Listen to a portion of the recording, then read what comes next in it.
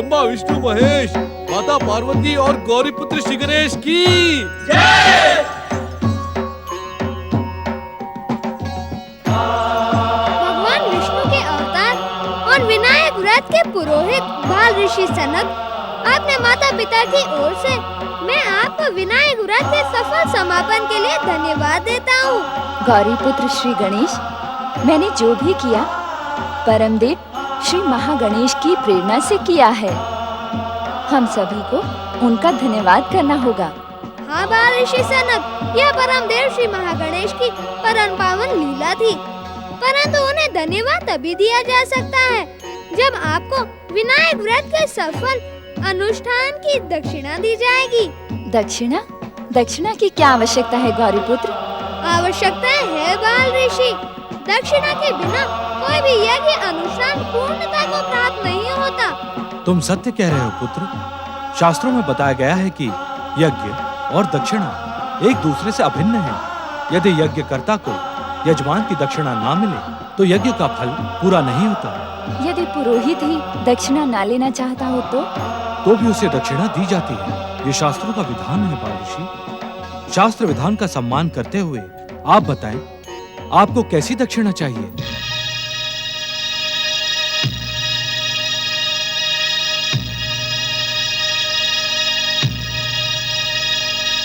यदि शास्त्रों में विधान है तो उसका सम्मान करना ही होगा, परंतु कहते कहते आप रुक क्यों गए बाल ऋषि सनक? आप अपनी दक्षिणा निसंकोच मांगे, ये आपका अधिकार है। क्या मेरी इच्छित दक्षिणा आप दे सकेंगे? अवश्य बाल ऋषि सनक, आप जो मांगेंगे वो आपको मिलेगा। हमारे लिए तो दक्षिणा का महत्व भी वरदान के समान ही है। शिव वचन पर विश्वास रखें, आप अपनी इच्छा प्रकट करें। तो मुझे दक्षिणा में महादेव शिव शंकर चाहिए।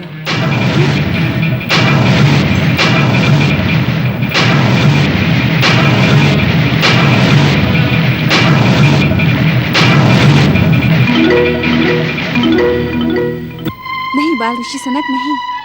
शास्त्र और विधान के नाम पर असंभव दक्षिणा मांगने का अधिकार आपको नहीं है। हम कैलाशपति भगवान शिव को कैलाश और स्वयं से अलग नहीं कर सकते। आप संसार का समस्त वैभव, दुर्लभ से दुर्लभ वरदान मांग सकते हैं, परंतु हमारे प्राणों के समान भगवान शिव शंकर को नहीं। क्षमा करें माता, मैं दक्षिणा चाहता ही नहीं था, किंतु जिन शास्त्रों का आदर करते हुए मैंने दक्षिणा मांगी है, उन्हीं शास्त्रों में ये भी लिखा है कि दक्षिणा केवल एक ही बार मांगी जाती है। यदि आप सब महादेव शिव के रूप में मेरी दक्षिणा नहीं देना चाहते तो कोई बात नहीं, मैं बिना दक्षिणा कैलाश से लौट जाता हूँ। आपके अनुष्ठान का उद्देश्य पूरा हुआ। गौरी पुत्र श्री गणेश कैलाश लौट आए। अब मुझे आज्ञा दें। नहीं बाल ऋषि सनक, नहीं। बिना इच्छित दक्षिणा के आप कैलाश से नहीं जा सकते। जब मेरी इच्छा पूर्ति असंभव है गौरी पुत्र, तो कैलाश से निराश होकर लौट जाना ही उचित है। आपकी इच्छा पूर्ति अवश्य होगी बाल ऋषि सनक। माता, यज्ञकर्ता की इच्छित दक्षिणा से आप मुंह नहीं मोड़ सकती। यह व्रत और यज्ञकर्ता के साथ ही यजमान का भी अपमान होगा। पिताश्री, हमारे यज्ञकर्ता और बाल ऋषि सनक चाहते हैं कि आप पर उनका एकाधिकार रहे। दक्षिणा की मांग यज्ञकर्ता का निर्धारित अधिकार है और दक्षिणा का दान व्रतकर्ता की अनिवार्य परंपरा है। इस समय व्रतकर्ता हमारे साथ देवी पार्वती भी है। हम तो स्वयं दक्षिणा के पात्र बनकर इस अनिवार्य परंपरा से दूर हो चुके हैं। अब दक्षिणा का अंतिम निर्णय तुम्हारी माता को ही करना होगा। मेरी बात सुनो माता, मुझ पर विश्वास रखो। परीक्षा की इस घड़ी में अपने अंतिम निर्णय का अधिकार मुझे सौंप दो। मैं आप सबको संतुष्ट करने का प्रयास करूंगा। अब इस धर्म संकट से तुम ही हमें निकाल सकते हो पुत्र। हमें तुम्हारे बुद्धि विवेक पर पूरा विश्वास है। सब कोई सुने, मैं विनायक व्रत अनुष्ठान की दक्षिणा का अंतिम निर्णय गौरी पुत्र गणेश को सौंपती हूँ। आप अपनी इच्छित दक्षिणा प्राप्त करना आपका अधिकार है बाल ऋषि सनक। इस समय से मेरे पिता श्री भगवान शिव शंकर पर आपका एक अधिकार निश्चित हुआ। तो हम महादेव शिव को ले जा सकते हैं? अवश्य बाल ऋषि, जब पिताश्री पर आपका अधिकार है तो आप अवश्य ले जा सकते हैं, परंतु कहीं भी ले जाने से पहले आपको हमारा एक निवेदन भी स्वीकार करना होगा। निवेदन नहीं गौरीपुत्र, आदेश। हम आपकी इच्छा के विरुद्ध कोई काम नहीं करेंगे। ये आपका वचन है? अवश्य गौरीपुत्र। तो शिव शंकर आपके हुए, इन पर केवल और केवल आपका अधिकार घोषित हुआ। और आपका निवेदन? उसे कहने का अवसर अब आया है। कैलाशपति भगवान शिव कैलाश से अभिन्न है। वे कैलाश को छोड़कर कहीं भी नहीं जा सकते। इसी कारण अपने अधिकार का प्रयोग करने के लिए आपको सदा सदा कैलाश में निवास करना होगा। धन्य है गौरीपुत्र श्री गणेश, आप धन्य हैं। धन्य है गौरीपुत्र श्री गणेश, धन्य है गौरीपुत्र श्री गणेश की। धन्य है आप गौरीपुत्र श्री गणेश, धन्य है आपकी बुद्धि, धन्य है आपका न्याय। दक्षिणा के रूप में मेरी परीक्षा समाप्त हुई। जिस प्रकार दक्षिणा शास्त्रों में विधान है, उसी प्रकार हम बाल ऋषियों के लिए विधाता का विधान है कि हम कभी भी एक स्थान पर नहीं रह सकते। जय जय श्री महागणेश। तो क्या आप विधाता के विधान का सम्मान करेंगे बाल ऋषि? सम्मान न करके हम पाप के भागी नहीं बनना चाहते भक्तराज दयासुर।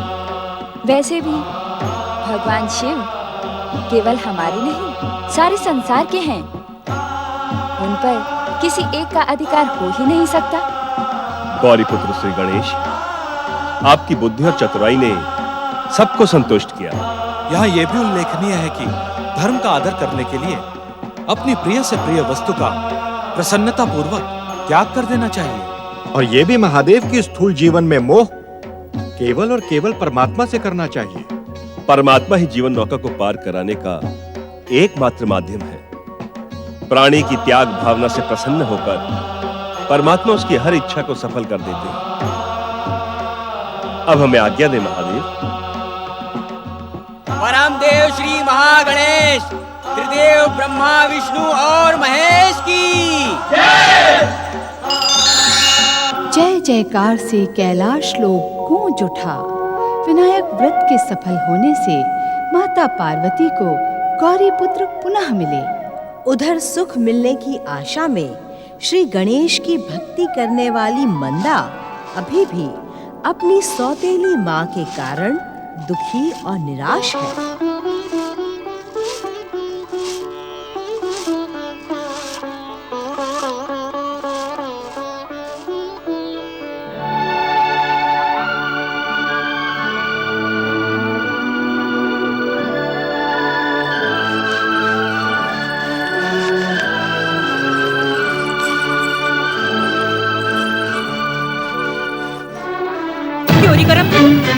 तूने अभी तक ये बर्तन क्यों नहीं मांजे? तू मुझे ये बता, तू दिन भर करती क्या रहती है? काम तो तुझसे होता नहीं है। तेरी माँ ने तुझे कुछ सिखाया नहीं है क्या? मेरी माँ को कुछ ना कहो नहीं माँ, मैं सारा काम कर लूंगी। तो अब कर लेगी नहीं तू? अभी कर लूंगी नहीं माँ। देख रही, तूने अपने बापू के आने से पहले सारा काम खत्म नहीं किया ना, तो मैं मार मार कर तेरी चमड़ी उधेड़ दूंगी। समझी तू? तू अपने बापू को क्या दिखाना चाहती है कि मैं तुझसे इतना सारा काम करवाती हूँ? नहीं नहीं नहीं माँ, ये बात नहीं है। देख रही, मैं सब जानती हूँ तुझे, सब जानती हूँ। अब बातें बनाना बंद कर और ये काम खत्म कर। काम खत्म कर जल्दी।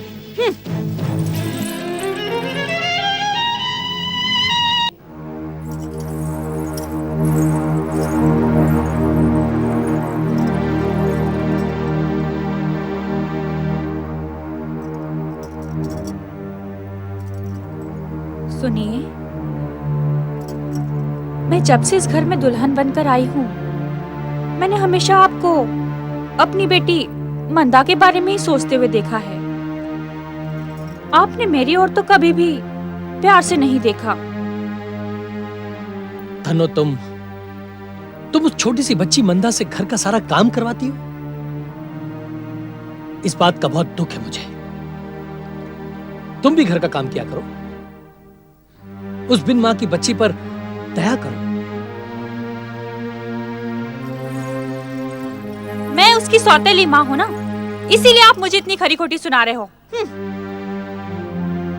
मैं सच कहता हूं धन्नो, उस बेचारी पर मुझे बहुत दया आती है।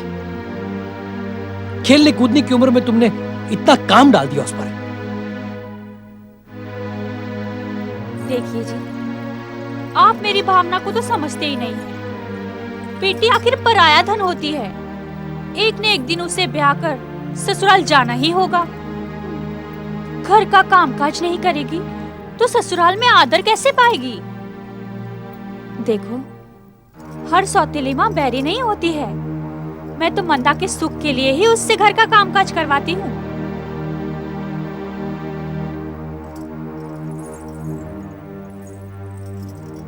देखो, आपने मेरी ओर तो कभी भी प्यार भरी दृष्टि से नहीं देखा। देखो ना, आज मैंने आपके लिए विशेष साज श्रृंगार किया है। देखो ना,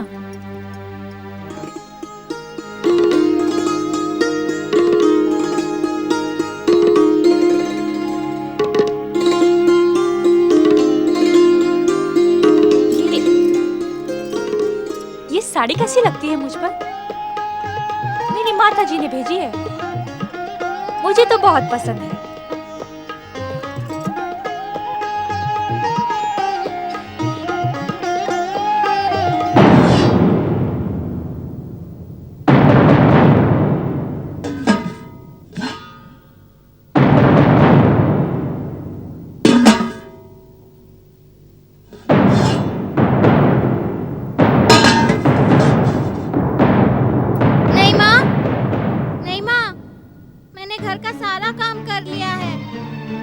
खाने के लिए रसोई में कुछ भी नहीं है। नहीं माँ, मुझे बहुत भूख लगी है। अरे धन्नो, तुमने मंदा के लिए खाना नहीं बनाया? अब मैं क्या करूं जी? मैंने तो उसके लिए सारा खाना बनाकर रख छोड़ा था। जो आपने खाना खाया वही मैंने उसके लिए भी रखा था। अब मैं क्या बताऊं, उस लड़की का ध्यान कहाँ रहता है। मुझे तो लगता है उसका खाना कुत्ते बिल्ली चट कर गए होंगे। अब आप ही बताइए, मैं कहाँ पहरा देती रहूं? तुमने उसे अपने साथ खाना क्यों नहीं खिलाया? अपने साथ कैसे खिला लेती जी? आप तो अपनी बेटी को अच्छी तरह जानते हैं। पहले वो गणेश जी को पूछती है। तो क्या अब वो सारी रात भूखी रहेगी? मैं देखता हूं। सुनिए जी, आप अपनी मंदों को जितनी भोली समझते हैं ना, उतनी भोली वो है नहीं। उसे बहुत पता है, अच्छी तरह पता है कि खाने की कौन सी वस्तु कहाँ रखी है। अब हर रोज अपने गणेश जी के लिए प्रसाद तो वही बनाती है ना। देखो जी, वो भूखी सोने वाली नहीं है। आप उसकी चिंता बिल्कुल भी मत कीजिए। अपना खाना खुद बनाकर खा लेगी वो।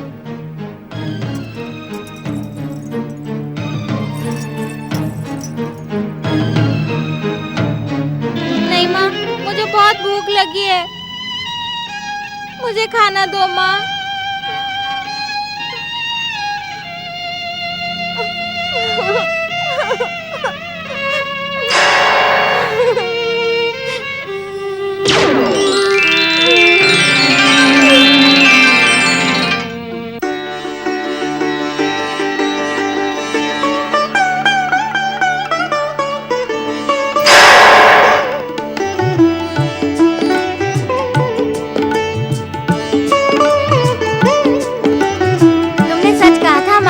गणेश जी मुझे कभी भूखा नहीं देख सकते।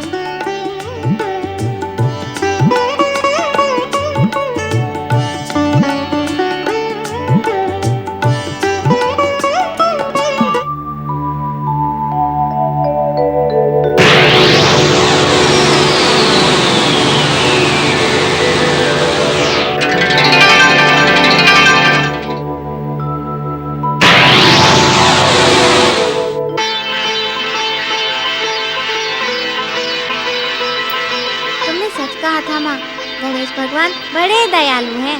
वो अपने भक्तों को कभी भूखा नहीं सोने देते। जानती हो माँ, उन्होंने मुझे मीठे मीठे मोदक बना कर दिए थे। मैंने जी भर के मोदक खाए। माँ, ऐसे स्वादिष्ट मोदक मैंने कभी खाए ही नहीं हैं। गणपति महाराज की कृपा पर विश्वास रखो बेटी, वे तुम्हें कभी दुखी नहीं होने देंगे। माँ, मुझे नई माँ का बर्ताव बिल्कुल अच्छा नहीं लगता। वो मुझसे सारा घर का काम कराती है, मुझे मारती भी है, कुछ खाने को भी नहीं देती। वो मुझे नहीं अच्छी लगती माँ।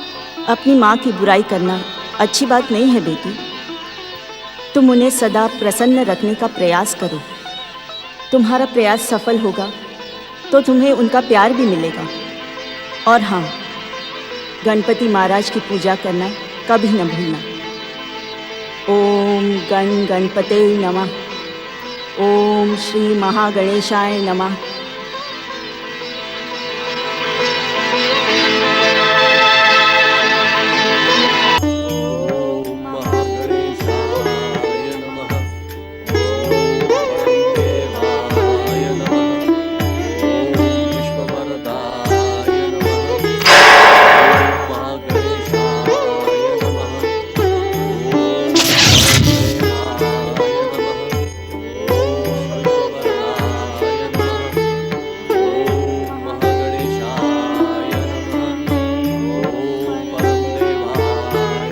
जय श्री मां गणेश।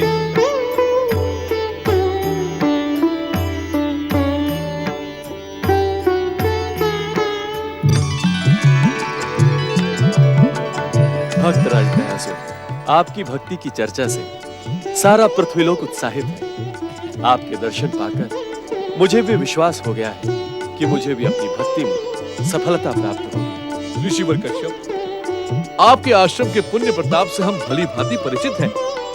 ये वही स्थान है जहाँ पहली बार मुझे श्री गणेश की कृपा प्राप्त हुई थी। इस स्थान पर किया गया भक्ति का प्रयास कभी भी असफल नहीं हो सकता। जय जय श्री मां गणेश। परंतु हमारा प्रयास तो देव माता देवी अदिति, आप दोनों का प्रयास सफल हुआ। अपनी इस सफलता के लिए मेरी बधाई स्वीकार करें। आप किस सफलता की बात कर रहे हैं भक्तराज दयासुर?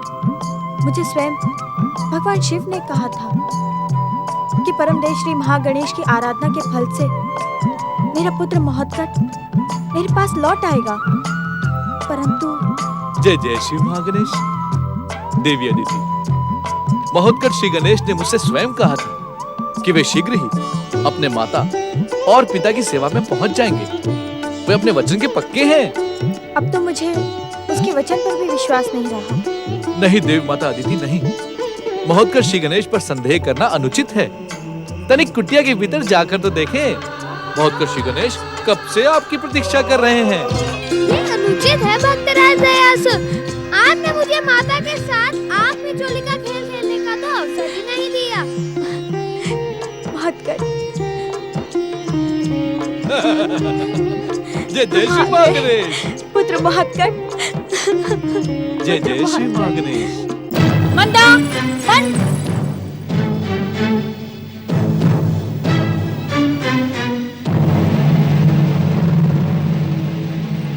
इस अवसर को हाथ से न जाने दे धन्नो।